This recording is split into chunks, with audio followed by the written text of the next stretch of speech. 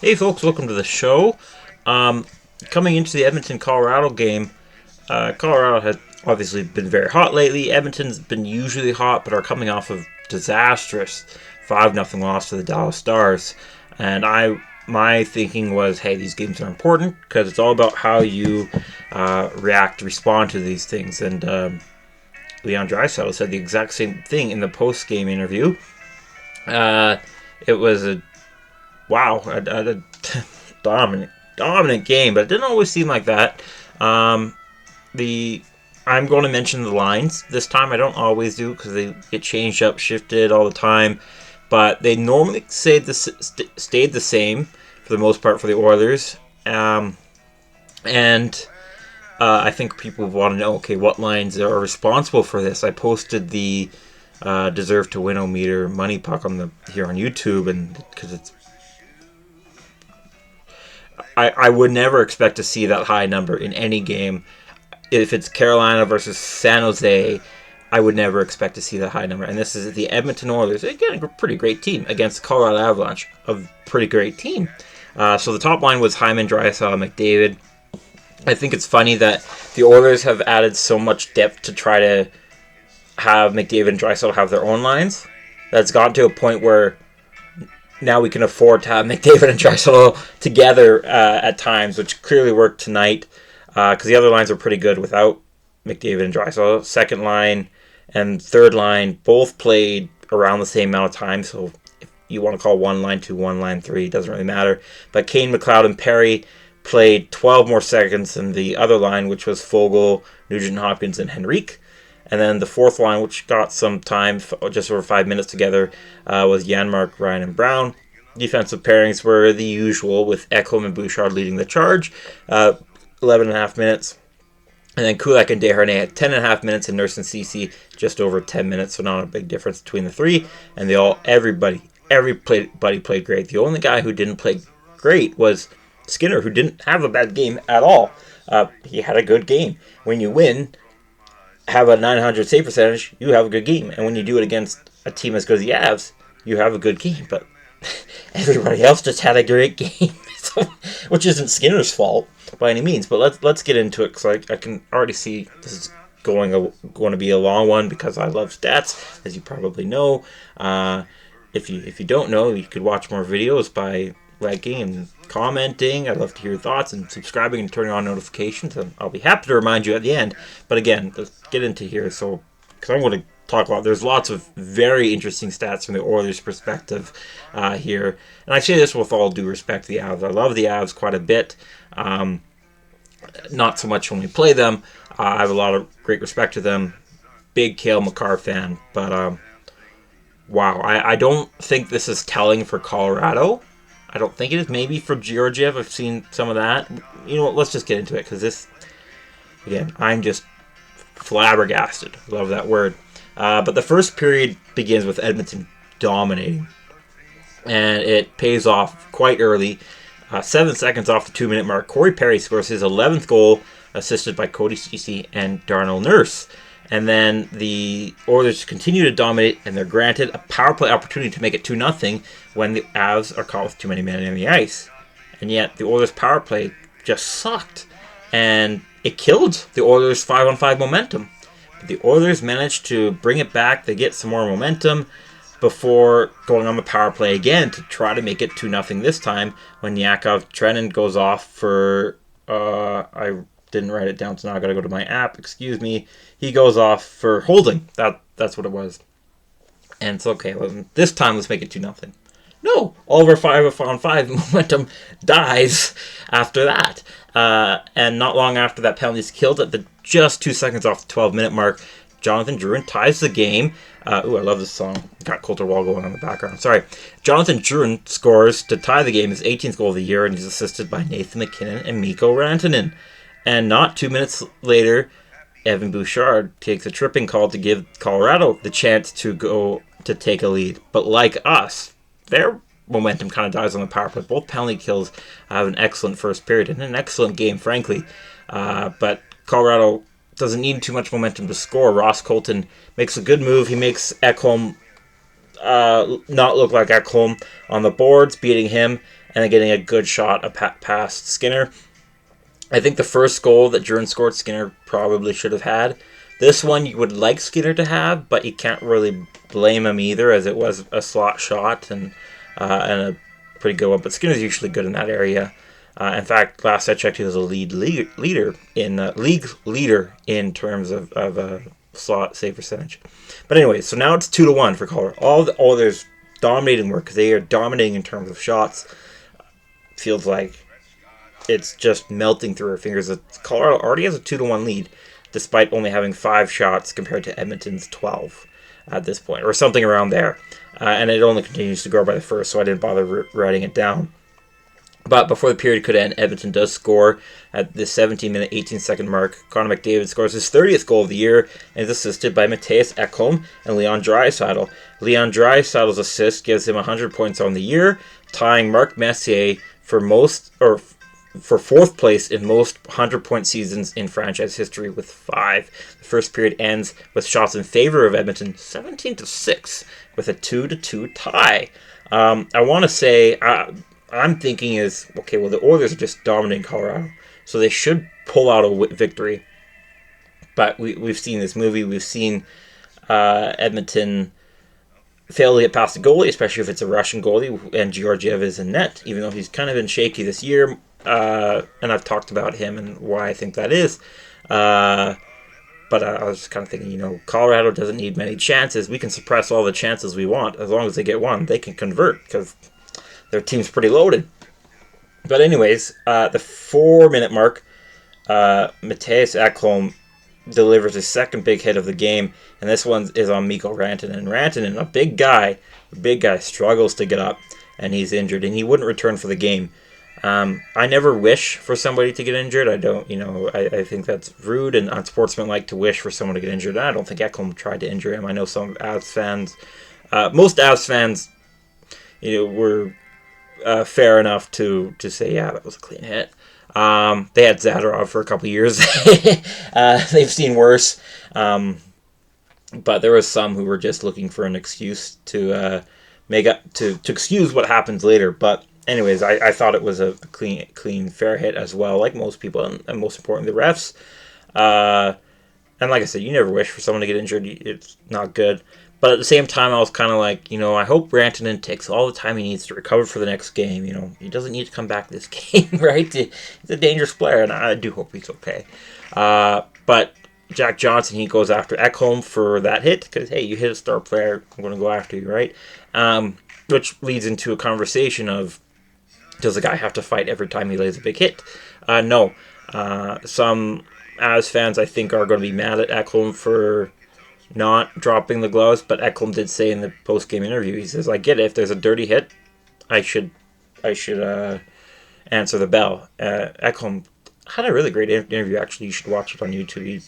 It's not just pucks down deep, pucks in the net, do smart thing. No, he explains it. He explains his thought process with this hit and something he does 5 minutes later, which we'll get to. He explained that he thought it was fair, and again, I thought it was fair. Most fans thought it was fair. Refs thought it was fair. So Jack Johnson gets unsportsmanlike conduct, which I'm not sure if that's fair. It's, it's well within Jack Johnson's right to let Ekholm know that, hey, you hurt a star player. You're not supposed to do that. It's absolutely within Johnson's right. But at the same time, you are kind of delaying the game by doing that. Jack Johnson did get pretty far into Ekholm's face. It wasn't just like a nudge and say, hey, watch your back. He got into Ekholm's face. I think he might have cross-checked Ekholm in the face. If he did, it wasn't hard. Like, it wasn't like, if he did, it was a lot softer than it sounds. But at that point, the refs just said, okay, unsportsmanlike conduct for Jack Johnson. So for the Avs here, it's, okay, it's 2-2. One of our best players just got injured, and now we're on the penalty kill. So Avs have probably gone through it. But fortunately, the Edmonton power play was not good, and it wasn't good again on their third try. That penalty is killed. But as fans, remember Mattias Ekholm, because he just scores his 10th goal of the year 9 minutes into the second period. And once again, there is issue here. So there's two controversies during this game, and they both surround Mattias Ekholm, but I thought they were both handled fair. Not because I'm an Oilers fan or any of that. I try to be fair. I think it's important to be fair. I'll just finish with this stat line here. Mattias Ekholm was assisted by Leon Draisaitl and Evan Bouchard. So the Avs challenged for goaltender interference, and I can see what they're getting at. I didn't think it was. So it's hard to describe, but Mattias Ekholm, he's driving. And he's not driving towards the net exactly. He's driving more to the right. So he never enters the crease, which I think is very important. And he kind of loses control of the puck. He doesn't get off a shot like he wanted to. But in the kerfuffle, Georgiev pad extends outside of the crease, and Ekholm hits unintentionally, because it was very quick and all that kind of stuff, unintentionally hits Georgiev's pads, which opens up Georgiev's legs, and Lehkonen, who was on Ekholm's back virtually, his skate unintentionally, obviously, pokes the puck through Georgiev's legs into the back of the net. So it is an own goal, and the belief was, okay, that was goaltender interference because Georgiev couldn't close his pads in time to stop the puck from going in, which makes sense. But I agreed with the refs in that one. It was a fair call, not because the Oilers scored or Mattias Ekholm scored, because I do have him in fantasy, but because Ekholm never, he had an established path of going forward, but not directly into the net. He went to his right side of the net, Georgiev's left side of the net, never entered the crease, and he was unable to move out more away from the net because of Lehkonen's pressure from behind. So, I felt I agreed with the refs, and the Avs are given their second bench line of the game, and it's a delay of game penalty. But like I said, Oilers' power play was not feeling it today. This one, they got a little better on their fourth try, and still it wasn't good. There was... actually, no, this one was good. It was the other one. I'm mixing it up. This one, the Oilers' power play was actually pretty good. But the post came up with an amazing save, and so did Georgiev, both on Draisaitl. So it remains a 3-2 lead with Ekholm at the center of two controversies for Colorado Avs fans. But a lot of people everywhere feel like their team is the worst in the last minute of the period. So it's always important that you close out that period that's been talked about for decades. That was a huge talking point of Scotty Bowman. Well, how about the last 2 seconds? Because the Oilers make it a 2-goal lead, 2 seconds left in the second period. 1.5 seconds actually, or was it 1.3? Doesn't matter. Kind of does. But Evander Kane is off the schneid, as Jack Michaels likes to say. Evander Kane scores his 22nd goal of the year, and he's assisted by Ryan McLeod and Cody Ceci. I've said Ceci twice when it comes to assisted. We'll talk about him. So that's pretty demoralizing for Colorado to not only, lose your best player, and the guy who did that score not long after, and then to allow a goal just not even 2 seconds away from the end of the second period. Pretty demoralizing. But I wanted to temper my expectations. Avs have had a lot of comebacks this year, especially lately. Very capable third period team. The Oilers are too. The Oilers absolutely are. But I don't want it to get to their heads. The Oilers haven't beat the Avs in regulation in a couple of years. The Oilers have won the last 2 games between the two in Edmonton, but those were both OT. It's been a while since the Oilers have beaten the Avs in regulation. They didn't want it to go to their heads, and it didn't. It might have gone to the Avs' heads because in the third period, we always see a lot of teams will kind of take a step back, whether they want to or not. Maybe they're out of energy or kind of stuff. They have to let the other team get a few more shots, if not a lot more shots. Oilers don't. So the Oilers had 14 shots to Avs 9 shots in the second period. They did a lot better. They doubled the Avs shots. When they were already up by 2, they doubled the Avs shots 16-8 in the third period. This is an incredible third period by the Oilers, which the first notable thing was Connor McDavid scoring his second goal of the game 4 minutes into the third, and is assisted by Hyman and Bouchard. That's his 31st of the year. Colorado gets a power play after Brett Kulak high sticking at 5 minutes 30 seconds in, and then once the Oilers kill that, there's not much even strength time before Bouchard goes off for slashing, but the Oilers penalty kill kills that as well. So 2 power play chances for this dangerous Avs team, both killed, and they weren't too dangerous. A few of them got close, but they weren't terribly dangerous. And then 1 second off the 12-minute mark, Evander Kane scores his second goal of the game, and he's assisted by Brett Kulak and Ryan McLeod, his 23rd goal of the year. And then the Avs decide they don't want to allow any more goals, so they do the smartest thing by taking a penalty because the Oilers' power play was not scoring today. So at 15 minutes, 4 seconds in, Manson goes off for tripping, and the game ends with a dominant 6-2 win for the Oilers. I absolutely had no expectation for the Oilers to dominate the team. Not that I doubted their ability to dominate. It's just, realistically, these two teams, I think, are very evenly matched, actually. Despite recent history, I think they are extremely evenly matched, and that showed in the Avs' overtime, I think, shootout victory a couple weeks ago, was just how evenly matched these teams. So the fact that the Oilers did this was just mind-boggling to me, and is really summed up by the Money Pucks deserve to win meter. You have to check my post or go to Money Pucks website. I don't remember the exact number. It is a little too high, but it does. I also included a shot chart in there because I thought it was a glitch when I first saw it. When I first saw how high the number was, it was well above 90%. I was like, oh, this is a glitch. So I reloaded it. Still that high. Reloaded again, and I looked at the shot chart, and okay, I can see Skinner was not tested too much. He still had a good game, but wow.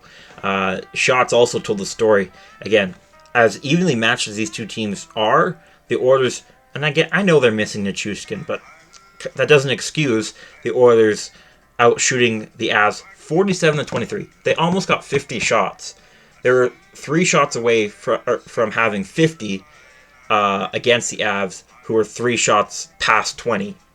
Right? Like, absurd dominance. The Avs did lead in the hitting department 34-18, but that's anticipated when you're not getting a lot of shots.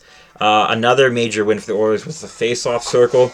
They were 39 for 20, 66.1% victory rate in the face-off circle. As mentioned, both power plays were pretty crap. Oilers were 0 for 5 and on the power play, and Avs was 0 for 3.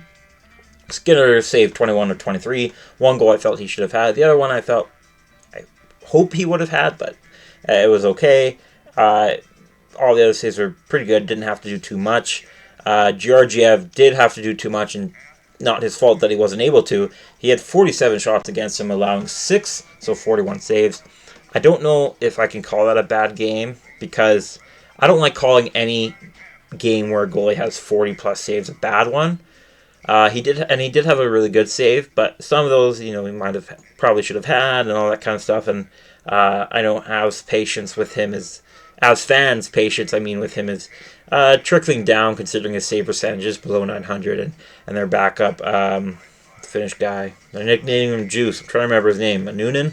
It has been doing incredible, and I think that more has to do with Georgia's workload, as I've talked about, as the hockey guy here on YouTube has talked about it. I think it's more workload related than Georgia related, but still. So I want to say how much the Orioles dominated, but I'm more speechless than anything. That was the calmest Avs Orioles game I've had in a very long time. So with that win, the Oilers clinched the playoffs for the 5th straight season in a row. 6 Oilers during the game had 2 points, and no Oiler was below 50% in the faceoff circle. That included Evander Kane, who was 2 for 3, and Nugent Hopkins, who was 4 for 7. Draisaitl, most importantly, was 11 for 15. Before I get into the 3 stars, I want to talk about the 6 players who had 2 points and 2 players who didn't have 2 points, but I thought were excellent defensively. I'll go in alphabetical order before I give the 3 stars. Evan Bouchard, he had 2 assists, a block. He was +2. Fenwick was 67.5. And he played just over 20 minutes of ice time, but did sit 4 minutes in the box. Cody Ceci, excellent game. 2 assists, a hit, block, 2 takeaways, and was a +4 with a 70.8% Fenwick 4 percentage. He spent over 4 minutes of his 19 minutes and 53 seconds on the penalty kill and did it very well. Mattias Ekholm, who was the most noticeable player today besides maybe McDavid, he had a the game-winning goal, and 2 big hits along with his 4 hits in total. He had an assist, was a +1. He did get beat on the Ross Colton goal. He was a 66.7% Fenwick 4 percentage with 21 minutes time on ice and 1 minute and 41 seconds of that spent on the penalty kill. Vander Kane, 2 goals, a hit, was a +3 with an 80% Fenwick 4 percentage with just under 15 minutes of time on ice. Connor McDavid, 2 goals, 9 shots on goal, 6 for 9 in faceoff circle with a +2, 2 takeaways, so he had quite a few giveaways. 68.3% Fenwick 4 percentage and 11 seconds past the 20-minute mark on time on ice. Ryan McLeod had 2 assists, 1 hit, was a +2 in 16 minutes of time on ice, and a jaw-dropping 4 takeaways tonight. And then I'm also going to mention Hopkins and Desharnais. They both had over 3 minutes of excellent penalty kill time. So it wasn't really hard to choose 3 stars. I just didn't want to leave out Cody Ceci. I didn't want to leave out Ryan McLeod. And I didn't want to leave out Evan Bouchard, which kind of hints at who's left. But I felt those 3 guys absolutely deserved a mention because McLeod was so good with the stick again. 2 assists, 4 takeaways is a lot. CC was excellent. This is one of his best games, and I can't put him as a 3-star. but anyways, third star was Evander Kane. 2 goals, a very effective line with Perry and McLeod. The Oilers were very dominant with him on the ice. Second star was Mattias Ekholm. Again, the 2 momentum-shaking hits, 4 hits in total, game-winning goal and 2 points, all that. Very excellent player. Not as much penalty kill time as I'd like to see, but the only reason I didn't put him first star, because it was so close between him and the first star, but I figured, well, he did get beat decent. He didn't play the Ross Colton goal very well, so I'll use that as a reason to put him second star. The first star has to be Gene Principe. His 2 intermissions were great. He has a lot of antics, and even the ones that are dumb and annoying, you just kind of have to laugh at because he's enjoying it. I had a Toronto friend who was watching, and he's just like, does he always do random stuff? Yeah, he does. In the first intermission, he was they was talking about the charity the Oilers were doing for their 50-50. So he had a nonverbal autistic kid with him. He was very, very nice with him and his family and a dog that helps the kid. So it was very sweet of Gene Principe. So he shows a soft side there before turning on his funny side in the second intermission where he brings on, I believe his name is Phil Heath, a bodybuilder, Oilers fan. And so they're comparing muscles, and then Principe tries to do an arm wrestle with him. So easy first star for Gene Principe. But he wasn't on the ice, so I guess it'd have to be Connor McDavid as the first star with his 2 goals. Very good back checking today and 2 takeaways. Just amazing player today. So that's it for that game. I wish I could talk about it forever and ever, but at this point I'm probably just going to be repeating myself because I think I've said what needs to be said. The money puck deserved to win-o-meter, again, I think is a little high in my opinion, but it does show that Avs had no place winning this game, which is just an absolute shocker to me because they are a great team. I'm not going to come away and say, haha, Avs suck. No, they are an incredible team. I don't know what happened on their end. I think for the Oilers it was they were very mad about the Dallas loss. They knew that everyone could have gone better. So we went from on Wednesday night the Oilers getting destroyed by a top Central Division team with everybody on the Oilers sucking, or at least not doing good, to destroying a top Central Division team with everybody doing amazing. Except Skinner, who, again, not his fault. It's not like he could make 30 saves as he wanted to. He only had 23 shots against him, but he did good. He did good. By lack of opportunity, he wasn't great, so not his fault. Yeah, wow, amazing game. Please leave your thoughts in the comment section below as I repeat myself. This phrase of please like the video if you think I've earned it. I think I did. Subscribe for more. I'm going to talk about Bill Masterton Trophy race pretty soon here. And you can see that sooner if you turn on notifications. I will see you all later, hopefully. And have a great rest of your night, day, morning, wherever you're at. Bye-bye for now.